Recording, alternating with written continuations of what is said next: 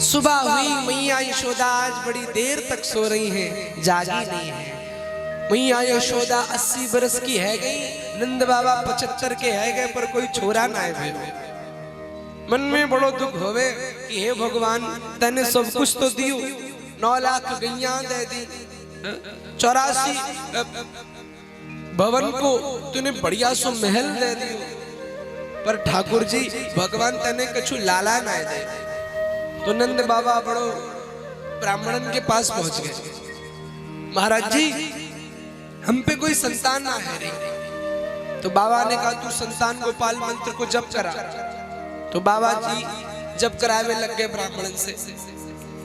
तो सब जपे भगवान को नाम, और बाबा जप अपनी अलग माला जपने लग गए। क्या कहते हैं? अब ही तो भयो ना आगे को पतो ना जाने कब है गो। बाबा कहते हैं महाराज अब ही तो भयो ना आगे को पतो ना, पता नहीं कब छोरा है वो। आज अच्छा मैया को जब छोरा होने वाला होता है तो पहले से ननद जी आ जाती है, ननद जी को स्पेशल बुलाया जाता है। तो नंद बाबा की बहन सुनंदा आ गई थी। सुनंदा को बुलाया गया था कि तू मैया यशोदा की देखभाल कर। तो सुबह हुई, मैया यशोदा देर तक लेटी है, तो सुनंदा दबे पैर पहुंच गई मैया के बिस्तर के पास। तो क्या देखा कि मैया के बगल में जीनी सी चदरिया ओढ़े कोई संतति लेटी हुई है। तो पहले तो सुनंदा बहुत खुश हुई, फिर बोली कि एक बार चेक कर लूं कि है कौन, छोरा है कि छोरी। और जैसे ही चदरिया उठाई, आए मेरे श्याम को मुखड़ा को दरस भयो कि भाग पड़ी सुनंदा, बाबा बधाई हो, लालो भयो है। चारों ओर बधाई भी लगाए में लग गई। अरे बाबा बधाई हो, लालो भयो है। बधाई पूरे ब्रजमंडल में बधाई लगा दी गई। 80 बरस की मैया बूढ़ी है गई, मुख में एक दांत ना है। जब पता चलो कि नंद के लाला भयो है, ओहो पहुंच गई ब्यूटी पार्लर, बहुत सुंदर सुंदर श्रृंगार कियो। वही लहंगा पहनो जो अपनी शादी में पहनो, और पहन के आए गई मैया के पास। मैया बधाई हो, तेरे लल्ला के दर्शन करने आई है। पूरा ब्रजमंडल नंद बाबा को तैयार किया गया। नंद बाबा कहते भैया तुम सब धक्का मुक्की लगा रहे हो भीड़ में, हमको भी तो लल्ला के दर्शन करने दो। तो किसी ने कहा बाबा लल्ला के दर्शन ऐसे नहीं होते। बोले कैसे? बोले लल्ला के पास तैयार होके जाना पड़ता है। तो बाबा ने कहा फिर चिंता क्यों करते हो, हमको भी तैयार करो। तो बाबा के बढ़िया टाई लगाई गई, मूछन में इत्र लगाए दियो, चमचमाती बगलबंदी बाबा ने पहनी। तो कहा छोरा लाओ दर्पण, देखिए कैसे लगते हैं। जब दर्पण देखा बाबा बड़े सुंदर लग रहे।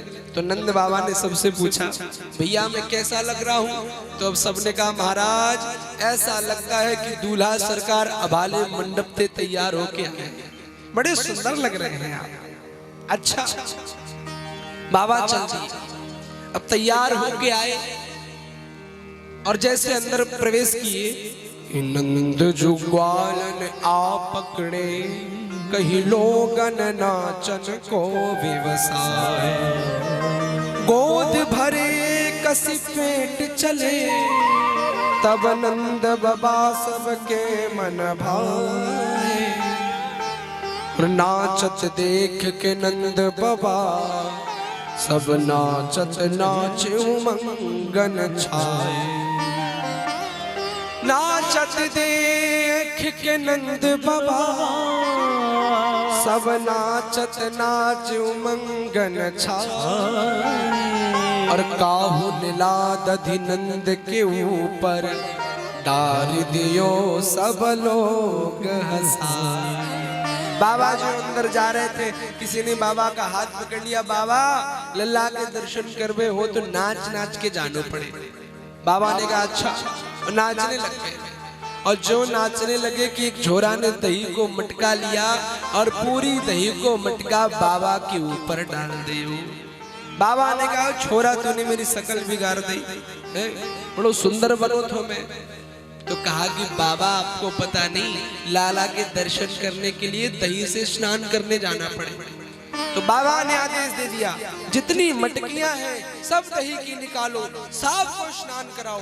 अब तो पूरे ब्रजमंडल में दूध दही की कीच हो गई। सुखदेव कहते, परीक्षित, नारायण के अवतार पर पूरा वृंदावन, पूरा गोकुल आज क्षीर सागर बना हुआ है। पूरा ब्रजमंडल क्षीर सागर बन गया है। लल्ला के दर्शन कर रहे हैं सब। तो बाबा ने बहुत दान किया। धेनूनां नियुते प्रादा विप्रेभ्यासमलंकृते तिलाद्रीन सप्तरत्नौघ साधकं भावपरावृता। बाबा ने 2 लाख गैया दान में करी। बाबा ने इतनो दान कियो कि ब्राह्मणगढ़ पहुंचे दान लेने। तो चांदी के बर्तन एक ब्राह्मण जी लेके आए। तो दूसरा ब्राह्मण मिला, बोले भैया क्या लेके आयो तू? तो बोले भैया मैं चांदी के बर्तन लेके आयो। तो उसने कहा, अरे बाबरे, गेट नंबर 2 पर जाता तो तुझे सोने के बर्तन मिलते। अब उसने चांदी के बर्तन वहीं पर पटक दिए और दौड़ पड़ा सोने के बर्तन लेने के लिए। सोने के बर्तन लेकर के आया और पूछा, बाबा, दूसरे ब्राह्मण ने पूछा, तुझे क्या मिला? तो उसने कहा, सोने के बर्तन लेकर के आया। तो उसने कहा, बाप रे, गेट नंबर 3 पे जाते तो तुझे हीरे मिलते। अब तो सोने के बर्तन वहीं पर फेंक दिया, हीरे लेने चल दिया।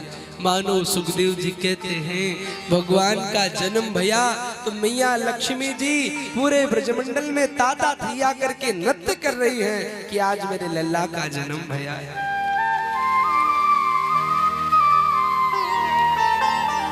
पूरा ब्रजमंडल माता लक्ष्मी के क्षीर समुद्र से अनुग्रहित हो गया है। चारों तरफ लल्ला की बधाई के चर्चे हैं। हाय हाय, जोई देखे सोई पागल हो जावे, ऐसे सुंदर मेरो छोरा। ठाकुर जी बड़े सुंदर है भैया, सच बता रहा हूं। आप जब प्रतिमा में देखते हैं बांके बिहारी को तो देखते ही रह जाते हैं। और जब साक्षात्कार जिसको ठाकुर जी का होता होगा वो कितना सुंदर लगता होगा, बड़े प्यारे लगते हैं।